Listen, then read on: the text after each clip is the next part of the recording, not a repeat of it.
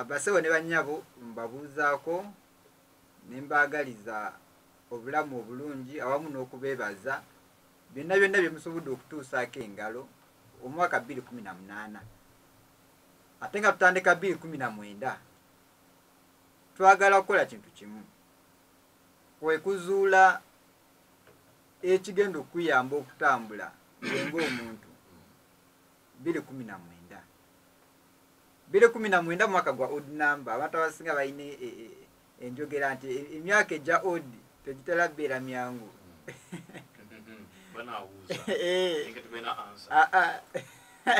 yagamba buli mwaka ogulimu odd gubeeramu obuzibuzibu naye eitherwe kibeera nti engeri gy'oteekateekamu omwaka gwo ye determining how you are going to achieve in that year.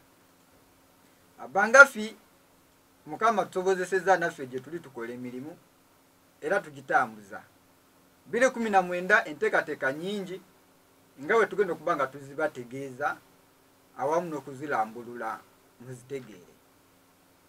Ndeeta okulamusa okuva eri bannange bwe tukola nabo babatumidde babaagala nnyo ne neebaza bannaffe abavudde Bulaaya abavudde China abavudde Middle East abaze ne batulambulako mwebale kubanga bwe nabategeeza ffe lino ebbanga abantu babeera mu luwummula ate ffe tusinga okukola ennyo kubanga bannaffe abo bangi babeera bajja abasasula ne tugenda ne tulambula abajja okujjuza zifoomu abongera okumanya n'olwekyo mbeebaza naye munyiikire mwongere okukola kubanga ekigambo ky'okukola kye kidetamininga omuntu sitatasiyo weenaabeera. Ssebo omukulu Simbwa nga tuyingira omwaka omupya njagala tutandikire we twakoma wiiki ewedde kubanga twabategeeza nti wiiki ezisembayo mu Desemba ne wiiki ezisooka mu January tuba twagala okuzimba munnaffe atuwuliriza okulaba nti otambula mu bulamu naye tukyebuuza ekibuuzo ekinene ekigamba nti okaddiwa oba myaka gye gikukaddiwako mwetutambulira awo mu myezi gino ebiri Desemba ne January gwakaddiwa nga gwe tokaddiwa kakati kubanga ekigambo ekyo kirimu ensonga nyingi nnyo ssebo. Njagala okujjukiza munanga mpuliriza ensonga zo tubadde twogerako emabega eri abamu bakatuwuliriza abamu tubana bakututegeera bulungi. Njogera ku nsonga egamba nti mu nteekateeka ey'obulamu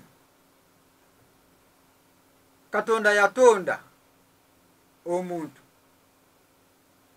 ngali complete nga mujjuvu naye olw'ekibi ekyajja mu nsi weekanga nti ebiseera ebisinga wabeerawo ebyawula abantu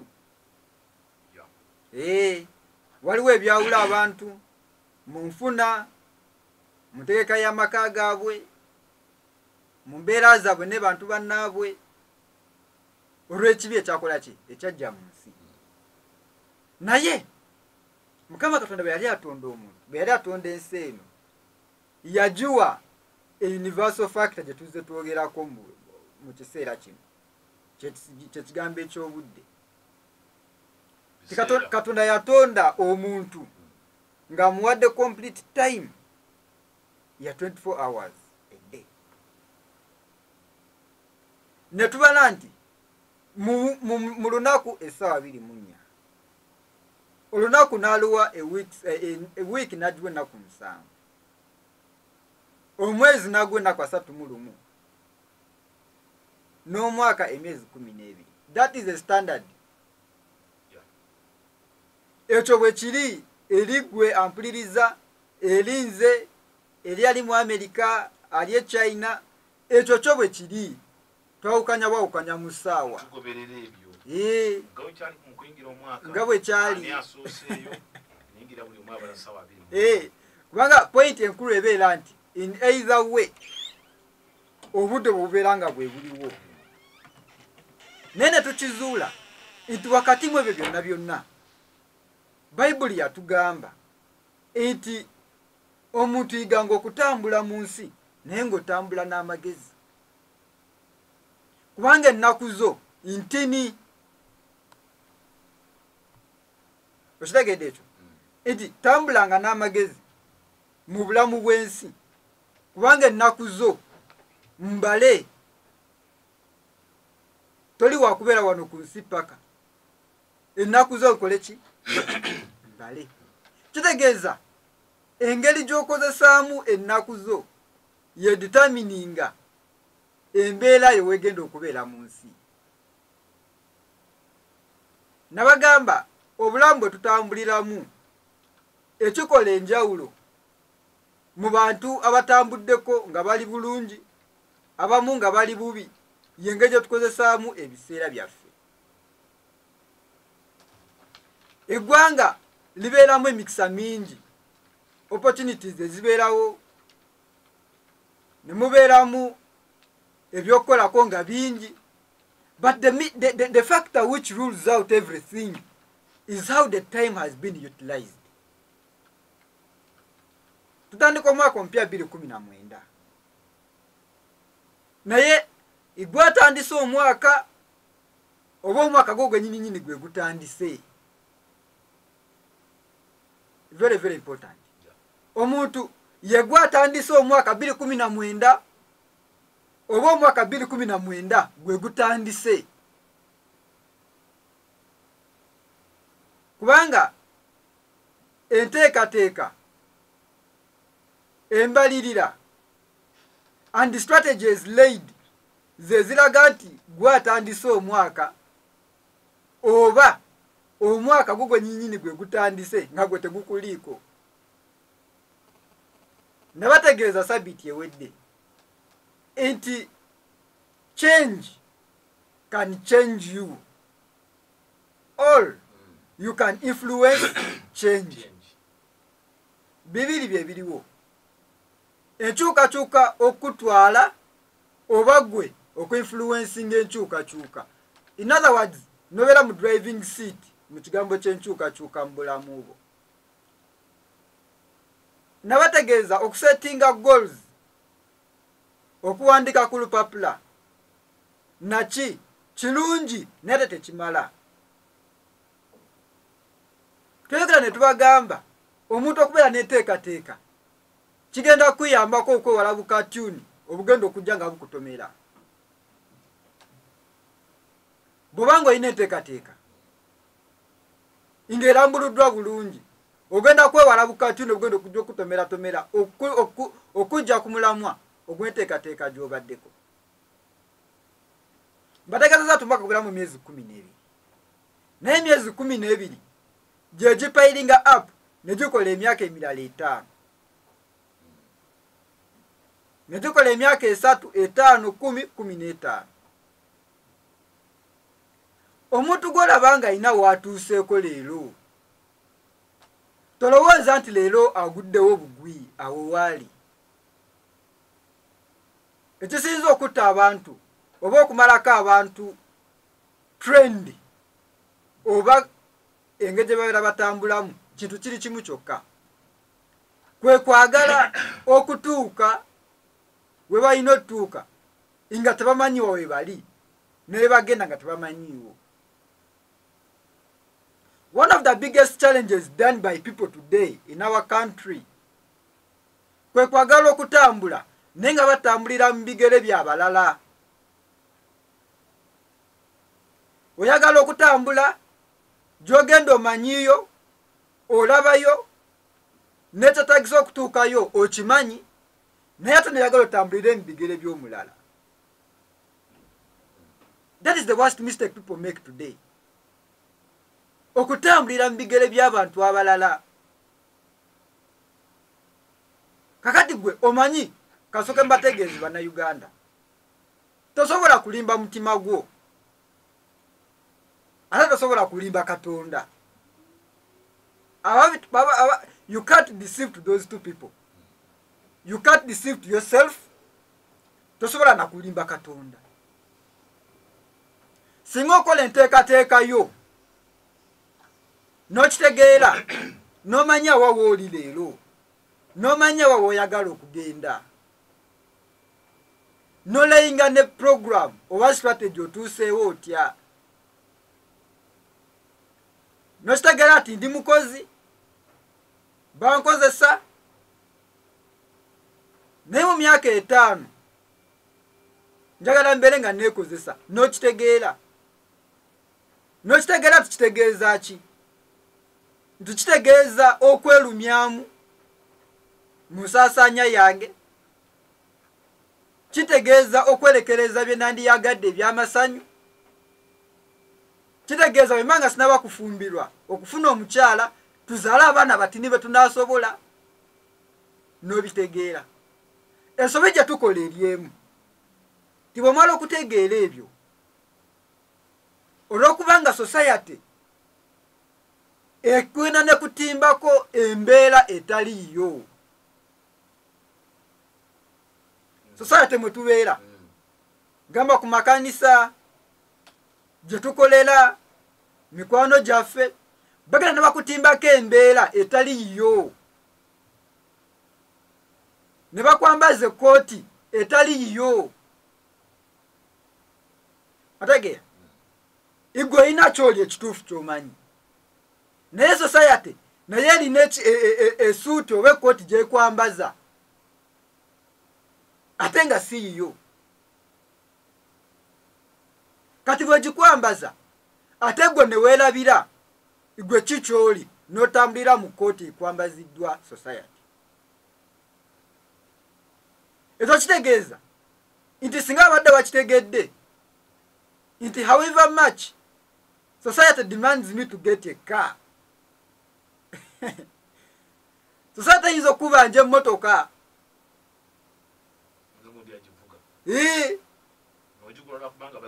kyekyo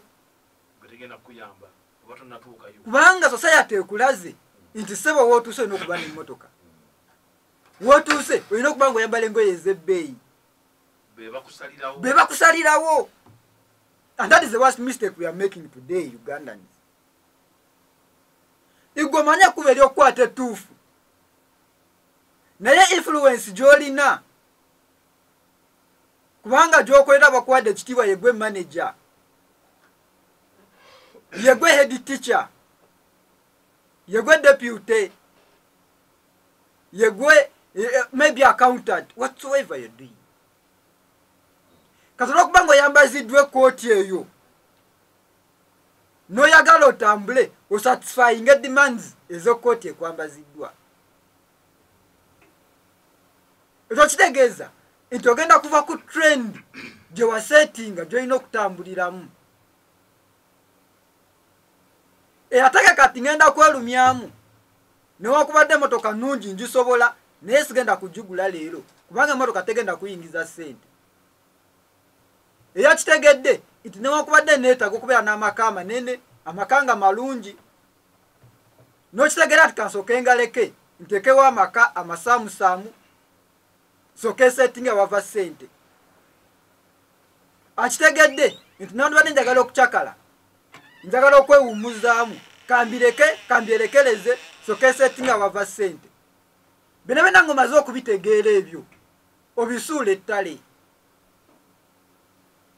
Kubanga ova ku mulamwa n'oyagala satisfyinge ekkooti ekwambaziddwako abantu, ekkooti ekwambaziddwako omulimu gwo, ekkooti ekwambaziddwako ab'eŋŋanda n'ab'emikwano.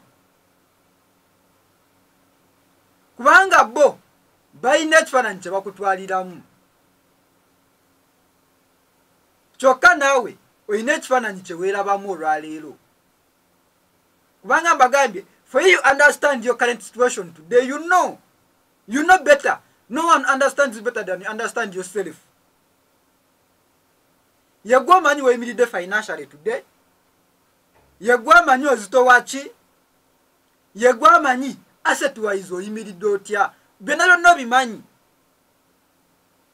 Kyokka n'okola akabi ne weekolako akabi ak'amaanyi ak'okwagala okukolera abantu abalala. In other words, noyagala otuukirize interest z'abantu abalala otambulire ku ddaala lye bakutaddeko.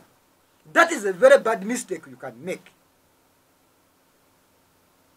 Bw'oba ng'otandika 2019 mpuliriza olwaleero ekibuuzo kiri nti otambulira ku nteekateeka yo ng'omuntu oba otambulira ku nteekateeka ey'abantu gye bakuseetinzeeko. Kituufu abantu boogera, kituufu abantu bakuddaala, abantu basobola okukuwanika naye ne bajjawo eddaala nga bamaze okuwanika waggulu. Ogenda kuvaayo otya? Ogenda kuvaayo otya?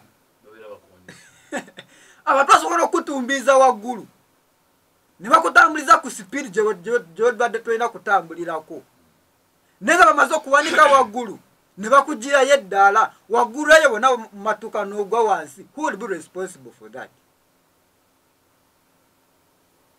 Kituufu yagala okuba n'obulamu obulungi. Yes. Yagala okuvuga ku motoka ennungi. Kituufu. That is very right. But is it the appropriate thing in the meantime today?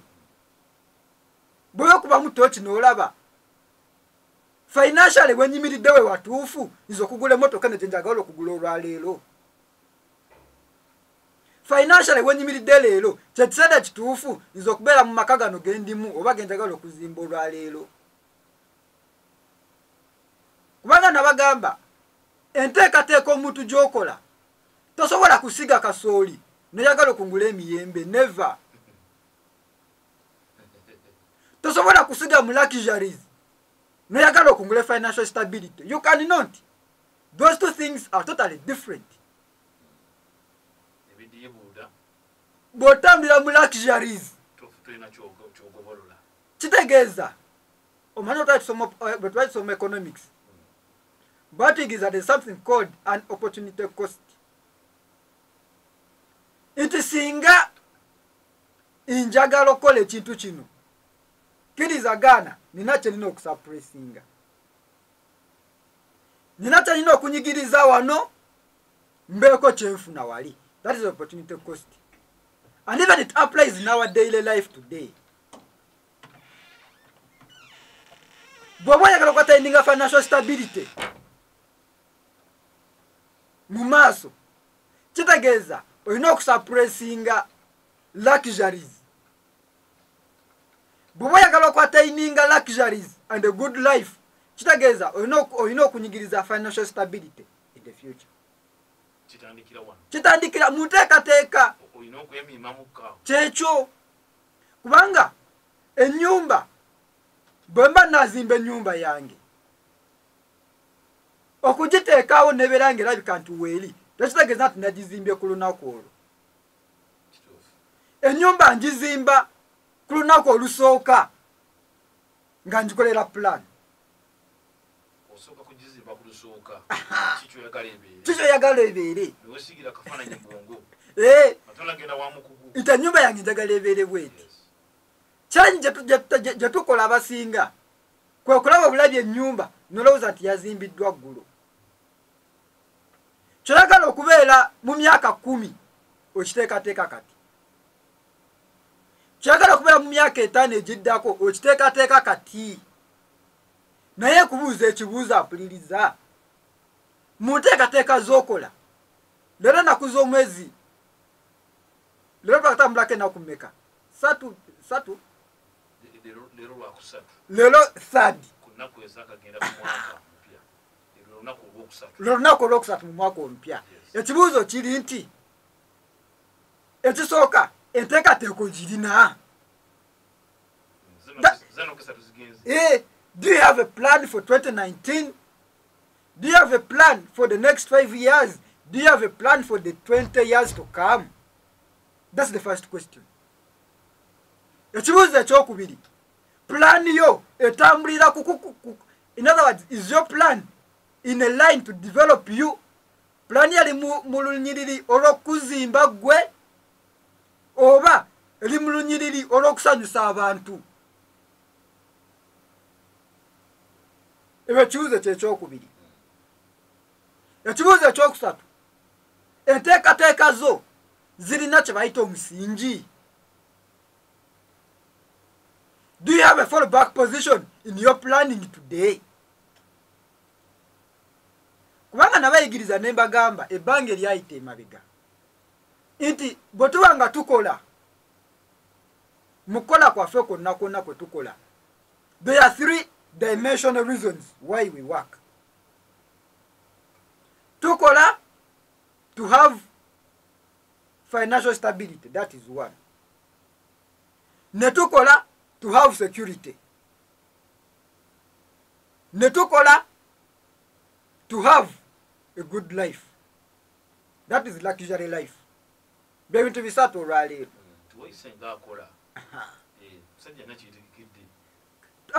Kugamba okola kwaffe kuyimiridde nti bwe mbeera ng'akozesebwa abantu abamu batambula mu line kanyweza omulimu gwange, omulala n'akola n'agamba kankolerere okubeera n'obulamu obw'essimba. Obulamu mu byensimbi bwe tuyita nti esente ze zikukolerera.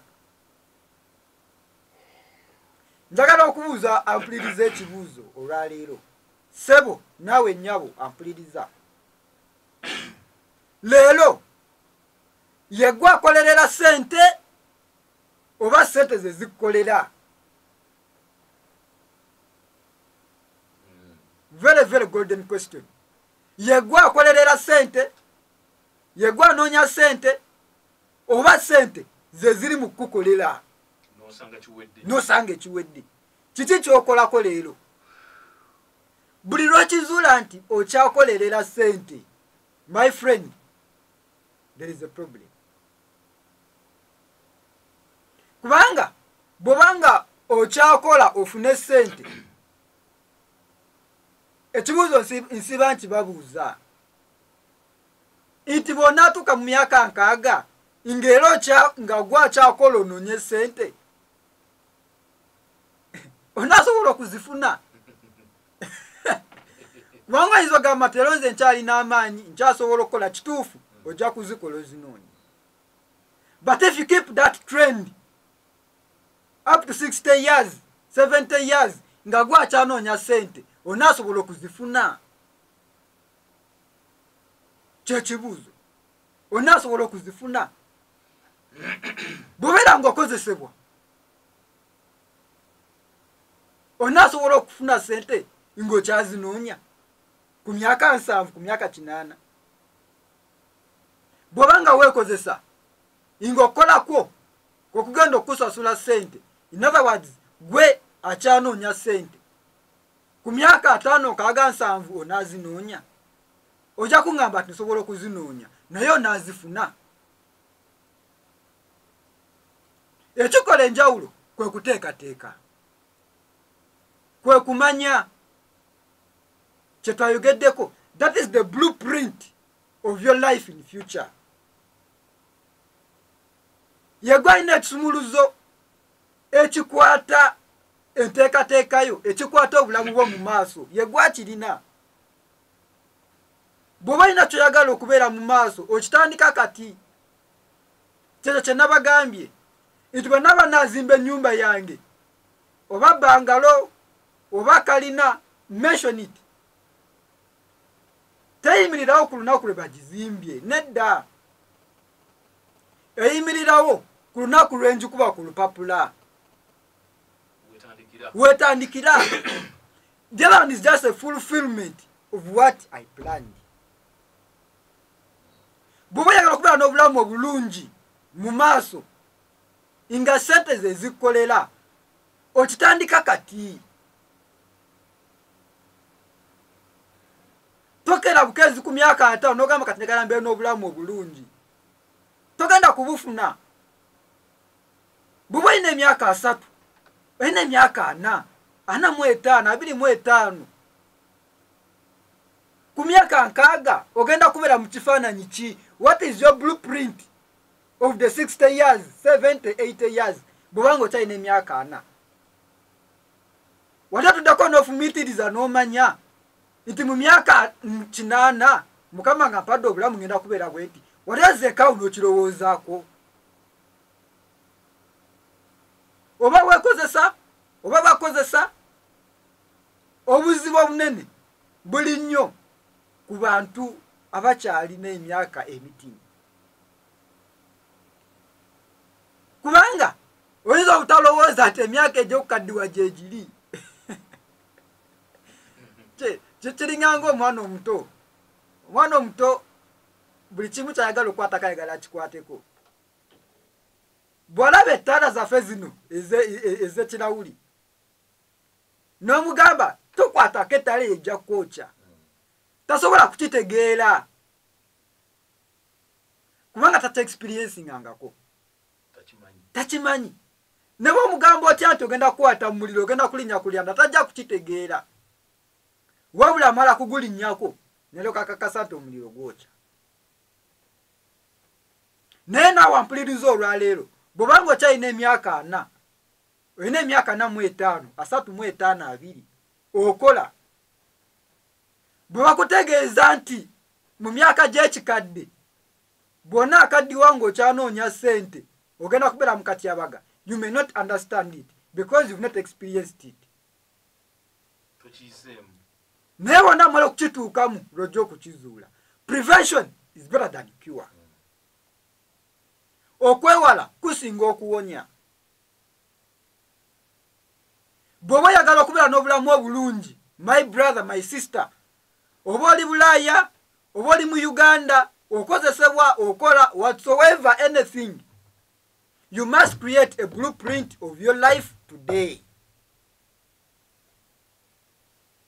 nabagamba obulamu bwe butambuliza mu assets oba obutambuliza mu liabilities are you setting up assets to work for you money otaddewo assets ezigenda okuyamba nti oba okola oba tokola sente zigenda kujja have you established them kubanga okola okufunaako leero kuyimiridde ku ggwe naye otaddewo ebintu ebivaamu sente oba wooli oba okoze oba tokoze nga sente zo zigenda kujja have you established those assets otaddewo ku nnyumba z'abapangisa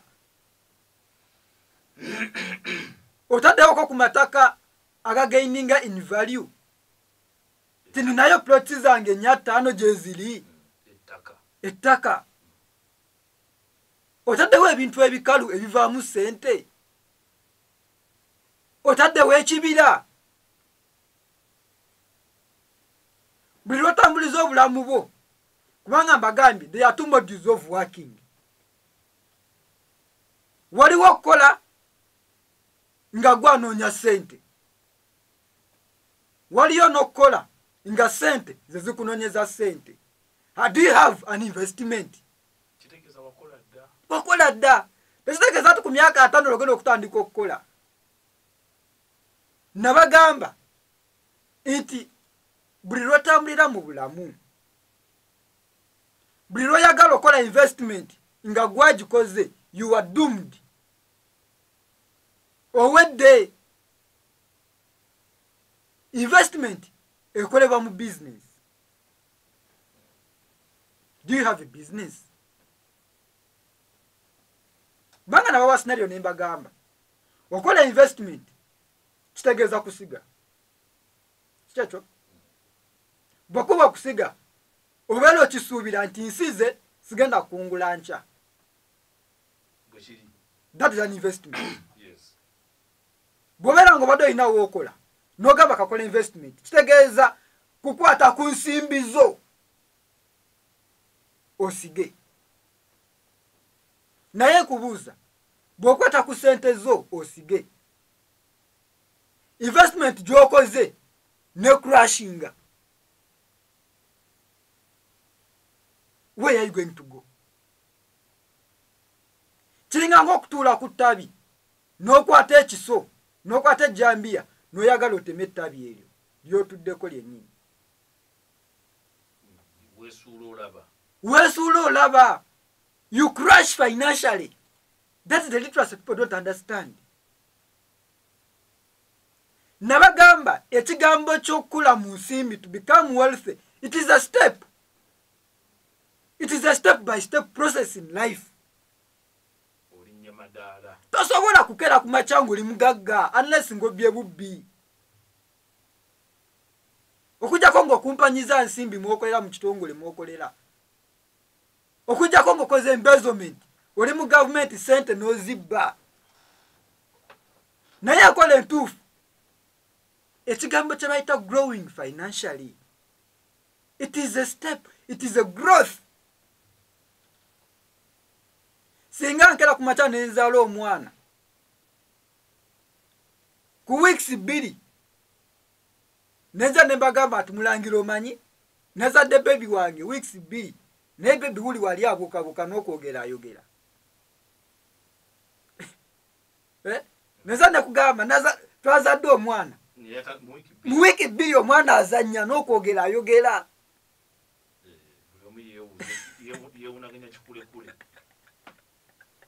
Kakati nawe omwana tekisoboka era abeerako obuzibu. Abeerako obuzibu.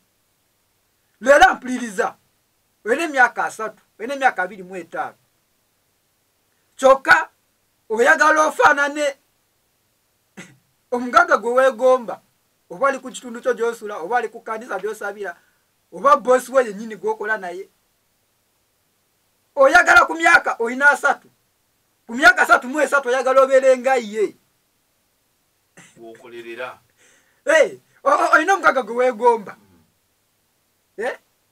kyokka mu myaka gw'olina 3 ku myaka 3 oba 3 oyagala obeere nga ye kitegeeza obuusa amadala mangi kyo kyonna kwenda ekitasoboka step by step okugaggawala kirimu emitendera egyo gisinzira ku plan gye nakugambye gy'obeera okubye gwe ng'omuntu ye gwavunaanyizibwa ku bulamu bwo. Are you in charge of your life? Oba olese abantu babeere in charge of your life. Tera kuba kyokulabirako sebo nti kiringanga omuntu ng'ali mu mmotoka. Mu mmotoka erimu abantu ba mirundi 3. Emmotoka ebeeramu driver. Emmotoka ebeeramu omuntu ali mu back seat. Gwandise passenger. Oba ogw'emmaaso naye nga mwali mu mmotoka si ye mugoba. Kyokka waliyo n'omuntu abeera wabbali ababeera ku kkubo nga batambula nabo weebali. Obulamu bwo mu abantu 3 obutambuliza wa? Are you the driver of your life? Are you a passenger in your own life? Or are you a passerby in your own life? Olichi kwebyo bisatu. Gwe driver w'obulamu bwo oli musaabaze mu bulamu bwo oba oli passerby oli muyise mu bulamu bwo. Gwalina okubyeddamu kubanga gwasinga okwetegeera. Buli lw'okkiriza okutambulira ku influence y'abalala you are becoming a passerby in your life. Obulamu bwo bukutte driving seat n'ogiwa abantu. Bananda babatya nga sirina mmotoka. Bananda babatya nga sirina maka malungi. Kinawulikika kitya nga sigenzeko kukyakala nga suteeko bannange out. How will it be? Kitegeeza okutta obulamu bwo. Driving seat ogivuddemu ogikwasizza omulala. Ogikwasizza abantu. Naye jjukira nakugambye byonna byonna by'okola ogenda kubikola. Naye the final point egenda kubeerawo. Ekibuuzo kigenda kukubuuzibwa at the end of it all. How have you been accountable in your life? Kubanga Bayibuli yatugambye nti yiga okubala ennaku zo kubanga ntini. Bw'ona amala okukola by'okola akawungeezi k'obulamu bwo ne katuuka. ng'emyaka gikugenzeeko mikwano gyo bw'oleeta mikwano gyo abakuwanika iti yesebo nga tabakyaliwo. You do not have a financial muscle. You do not have a fallback position. Nosigala mu bbanga toyina assets, toyina fallback position, tewategeka, okaddiye, sukali akutte, pressure akutte, toyina wava ssente. Ekyo bayita okuregretting a regret which you can never bring back.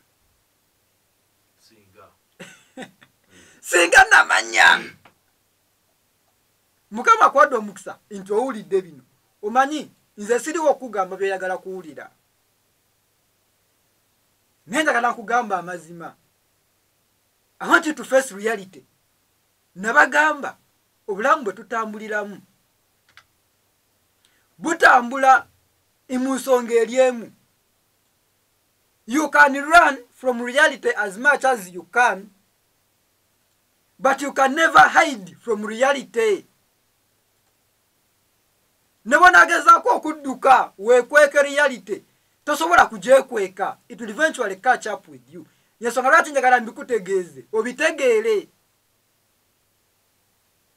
I'm telling you reality. Oyinza kulowooza nti okola ofuna miliyoni emu, miliyoni bbiri, nolowooza tolina obulamu obulungi. Otambulira mu bulamu obulungi naye si bwakugaggawala. Kubanga okugaggawala kuva mu ssente kubanga ze zikolera.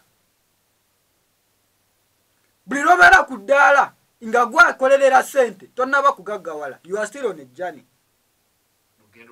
Okyali mu lugendo. Wotuukira okubeera wealthy kwe kubeera nga ssente yo kati yekukolera. Bwanga tonnaba kutuuka ku ddaala nga ssente yo gye watuuyanira, gye weerumya, gye wanoonya. Bwanga tonnaba kutuuka ku ddaala ssente eyo etuuka ekiseera nga yekukolera, you are still poor. Yes, you are poor. Kubanga lw'oyirekera okukola togenda kuddamu kugifuna. Kitegeeza you are moving in a disguised life of poverty, naye ng'ensi ekutimbyeko obukomera obw'obugagga. Naye ng'oli mwavu. You quote me properly. Every time you are working for money, at whatever level you are poor. Kubanga bw'olirekerawo okukola sente zinaavaawa nga tokyakola, zigenda kuvaawa. Kitegeeza reality tegenda kukomawo odde mu position y'entuufu ey'obwavu. Odde ku original. Okitegedde? Weebale nnyo ojja kudda ku original.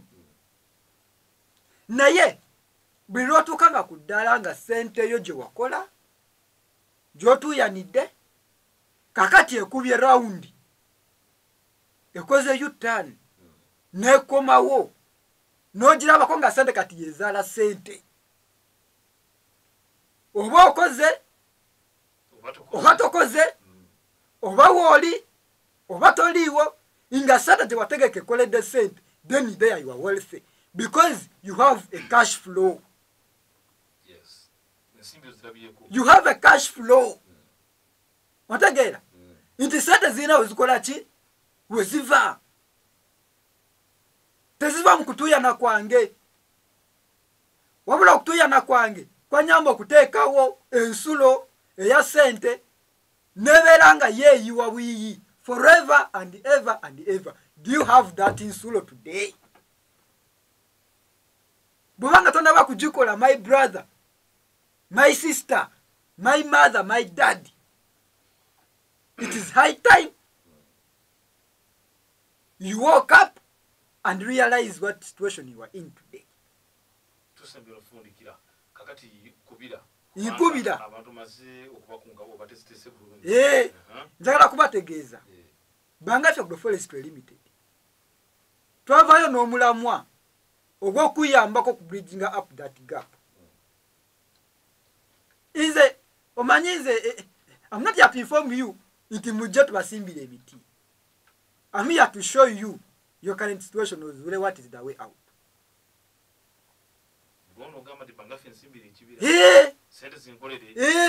Kubanga nze amagezi nkuwadde ga bwereere naye nga nkutegeeza nti olw'okuba ng'obeera bize ng'okola ku mulimu gwo kubanga kye mbakubiriza mulina okukola.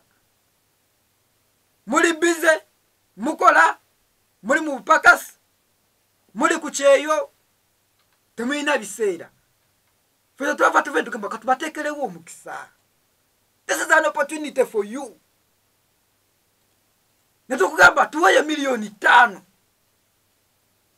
tukugulireko ettaka tukusimbireko emiti tugirabirire okumala emyaka 50 naye nga luvannyuma lwa myaka 5 tukungula miliyoni 10 every after 5 years we harvest 110 million minimum in that acre of land.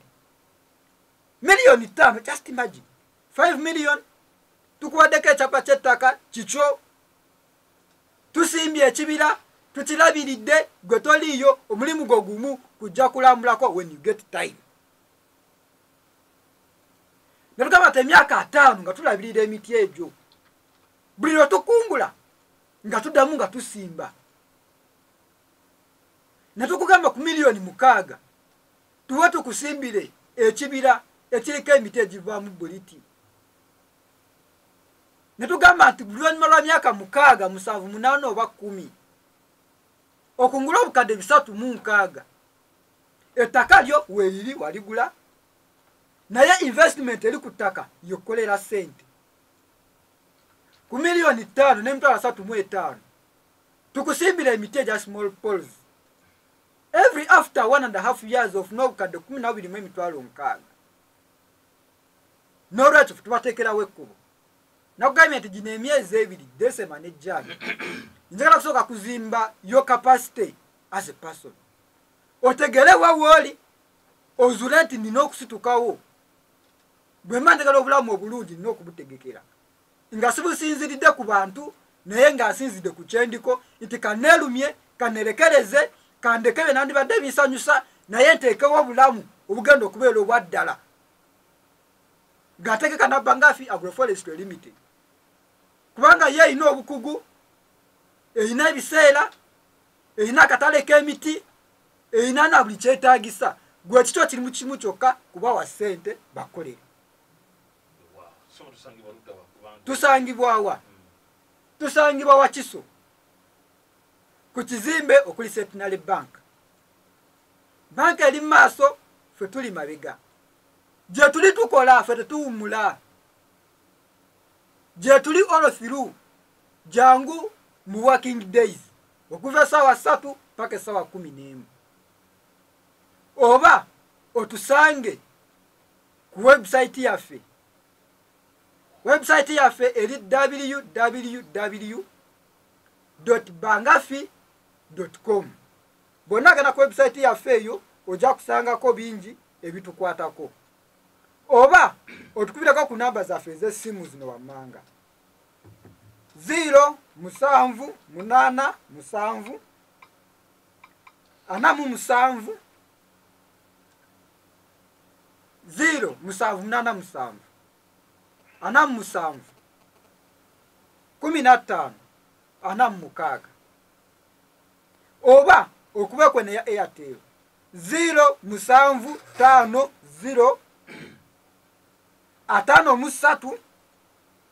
3 7 namba ya Airtel eri 0750 5 3 7 oba tuandikire ku email yaffe. Email yaffe eri admin@bangafi.com. oba genda wali ku contact us page ku website yaffe jengambye eri www.bangafi.com. ogenda ku contact us page oteekeremu obubaka tujja kuweereza documents ezongera okunyonyola ku Bangafi Agroforestry ekola etya otwegattako otya kyekyetaagisa maliriza ngamba atya nti abasasula tuli mu maaso nogenda nokukola n'emirimu nabategeeza nti saiti zaffe gyeziri eyeluweero entwetwe ebukwiri tukola kuba nga tutegeka saiti zaffe ezo abasasula mumaleyo balansi wammwe abajja okwebuuza mujje mwebuuze kubanga tugenda kutandika emirimu mbategeeza tukyatambula ku lugendo mu January ono yenna omwaka emyaka gyo gwakaddiwa oba emyaka gye gikaddiwako mukama bawo omukisa Olunaku lwo ng'ebadde